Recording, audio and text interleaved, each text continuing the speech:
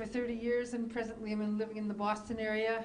I'm a doctor. I have deep sympathy with Ron and PTSD and over-stressed out calls.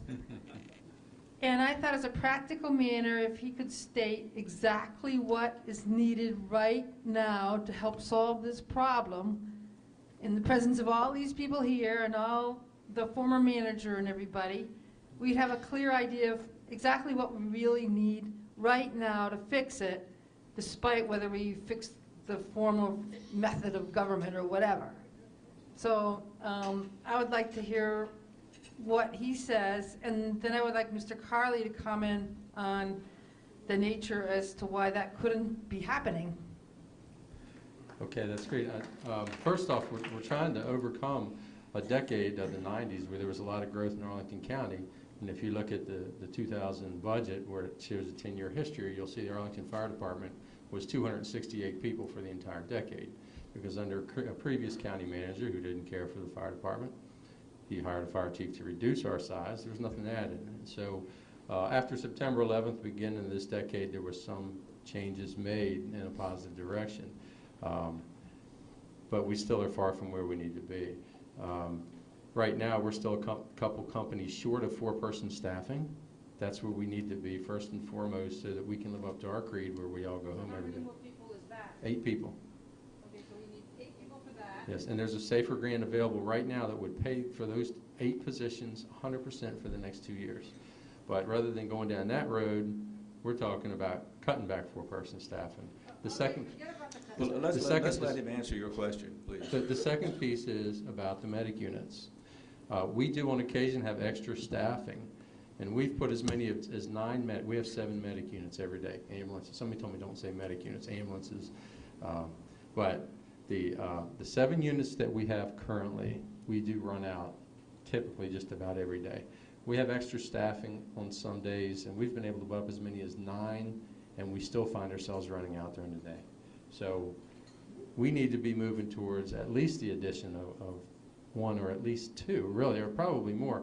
What we asked for some long time ago that's just never got any traction around here is, you know, we've asked for some way to have automatic thresholds we meet and you add another medic unit. See, we don't look at infrastructure when you add a high-rise assisted living facility, of which we add a lot. You know, we've never seen a correlation with the additional infrastructure or medic units it takes to do those type of things. And so we just always fall behind, and our history's been we'll get another medic unit when it just gets so bad. I was at the Madison district the last election. People said, well, is that why every medic unit we get up here has McLean on it? And I said, yeah. If you live on the west end of Pike, it'll say Fairfax County too. Yeah. So you would say Okay, 3 well, more let's. medic units? I would think we need to put a plan to get incrementally to 3 more. I would say, particularly with the anticipated growth and the demand for our services in the fire department in general continues to go up because we run so many different things that keep adding on. Let's let Mr. Carley respond to his part of that question. Sure. Well, I've talked with you many times about budget, and you've heard me say more than once, we can do whatever we really want to do in Arlington, but we can't do everything. We have to make choices. And the choices, as we looked at resources in the fire department, was to go toward 4-person staffing as opposed to additional medic units. And not all jurisdictions run 4-person staffing. Alexandria does not run 4-person staffing. But the idea was to put a paramedic on each engine, to be able to get a paramedic on the scene as part of our engines, and all of our engines do have 4-person staffing. That was fulfilled during my tenure as county manager, where we did add medic units and we did add additional firefighters. As we go into these difficult budget times that we are in now, I think we're going to have to make some tough decisions about areas where we have increased demand of services and areas where we are doing things that are very important to us that we just simply can't afford to do. And so I would not presume at this point for the fiscal year 2011 budget whether or not additional medic units or other reallocations would be appropriate.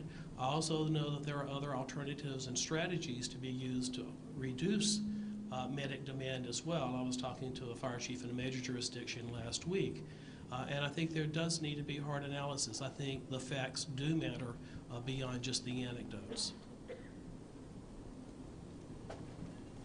Do we have a question? Thank you.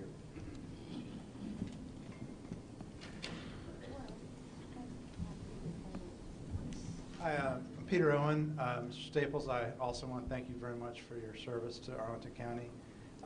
If I understood Mr. Gore correctly, the state legislature itself could, without voter action, change the county manager form of government to allow direct reporting relationships for the police chief and the fire chief.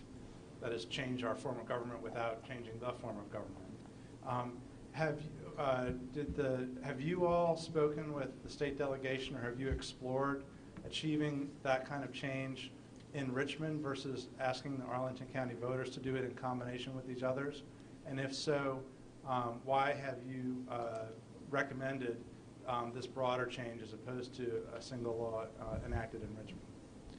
Well, a couple things to that. First off, have you looked at the House of Representatives lately? They're not going to do anything for us in Richmond, quite frankly. You know, we actually want to steer away from going to Richmond for this, and we would rather put the ability to speak for the form of government into the hands of the citizens and let them choose. I think what you're referring to is true, that the board can put forward a resolution and we can change it without legislative action. I'm not sure what you're talking about with the Richmond. I mean, we don't need legislative action for any of this unless we want to become a city. But other than that, we don't need the legislative action, and that wasn't really the preferred method anyway. We'd rather let the citizens weigh in because they haven't had that opportunity to do that. Mr. Gore. I can clarify that issue a little bit, I think. I think what you're referring to is when I said that Arlington has had changes made to the county manager plan over the years, and that's correct. The General Assembly can, if someone introduces a bill, can amend the county manager plan and section of the code, and that's been done numerous times over the years. So a bill could be introduced that would alter the powers conceivably of the county manager. So that could be done without any sort of referendum or election in the county. I would offer that you really should think twice about whether or not you really want to have department directors hired, supervised, and fired by 5 elected officials, though. You know, I've been on both sides of it. And I can tell you the one thing I was not fully prepared for when I became county manager was going from 1 supervisor to 5. And work became like dog years at that point. That's what my wife always referred to. And I believe I work for the best board in the county. And I'm still saying that, and I don't work for them anymore. I wouldn't trade my board for any of the others, but it is a real challenge trying to accommodate the ideas and perspectives of 5 very different individual people.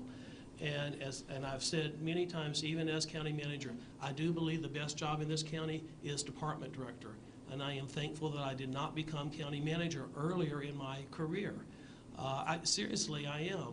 But having been director of Parks and Recreation, director of Human Services, and chief information officer, I never, ever found as a department director that I could not get access to county board members. Even as cable administrator and a budget analyst, I had access to county board members in this community where I always felt I could get before them the things I needed them to hear and to understand about my programs. And I think it is extremely disingenuous, if not insulting, to suggest that the 5 county board members that we have today do not understand the issues in the fire department. They've heard it directly from the union, and they have as much direct access to the fire chief and police chief as they want to have. But that, I got to say, that whole access issue, I was talking to a board member 2 weeks ago, and I said, you know, the fire chief is very strong about 4-person staff, and they would do with less 4-person companies than more 3s. And the board member said, I've never heard that. And I said, we said it every year since he's been the chief. And so there is not the direct access. Maybe the path you traveled, Ron, you were able to talk to him. Tom Hawkins, a couple fire chiefs ago, by the time he left, the firefighters made shirts up that said, I don't know, I can't answer that on the back. And the reason for that was Chief Hawkins got overruled so many times. He would go out to the stations and say, this is what we're going to do. And he would get overruled so many times by the manager and staff that he got to the point when he went out and talked to our people, he would always say, I don't know or I can't answer that, to the point that at the end, and it's happened to every fire chief we've had, because they get undermined because they go out there with their gut and they try to tell